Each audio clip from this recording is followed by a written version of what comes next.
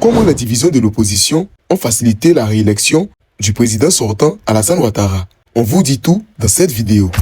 L'élection présidentielle de 2025 en Côte d'Ivoire a été une nouvelle démonstration de force pour le président sortant Alassane Ouattara. Pourtant, ce succès n'est pas uniquement le fruit de sa popularité ou de sa machine politique, mais aussi des erreurs accumulées par une opposition fragmentée et paralysée par des ambitions personnelles. Aveuglée par des batailles personnalisées, souvent marquées par des rancunes et des stratégies de vengeance, l'opposition ivoirienne a échoué à présenter un front uni et cohérent. La conséquence a été l'ouverture d'un boulevard vers la réélection du président sortant.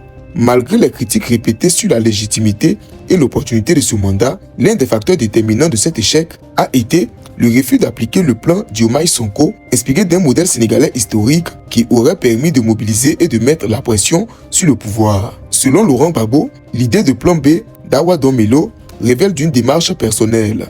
Dombello n'a jamais soumis son idée à débat au sein du parti. Quand il dit avoir consulté, il dit « Mais moi, il ne m'a jamais tout dit. C'est venu de lui seul. Je ne sais pas. Lui et certains de ses amis, peut-être. Mais en tout cas, ça n'a pas été un débat au sein du parti, a-t-il déclaré. L'ancien président insiste sur le fait que la proposition de Dombello n'a jamais été intégrée dans les discussions officielles du PPACI et qu'il s'agit d'une initiative individuelle. La politique de la chaise vide, adoptée par certains acteurs de l'opposition, a contredit ce plan et affaibli la mobilisation populaire. La peur de la répression a également joué contre l'opposition. Le manque de courage de certains cadres à se constituer prisonniers politiques dans un chemin collectif et médiatisé a été une occasion ratée de contester le pouvoir de manière symbolique et efficace. Les divisions internes ont encore aggravé la situation. Les tensions entre anciens alliés, les réconciliations tardives, les attaques personnelles, la candidature concurrente de certains leaders et l'incapacité à mobiliser des représentants dans chaque bureau de vote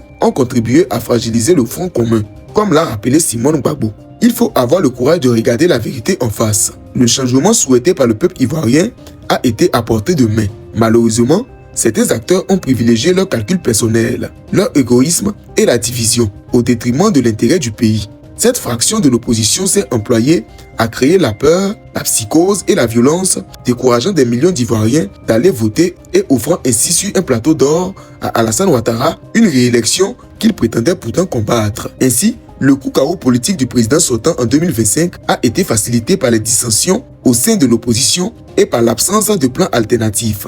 Avec les législatives à venir, l'opposition risque de voir son rêve de freiner la course historique d'Alassane Ouattara au sommet de l'État s'éloigner définitivement.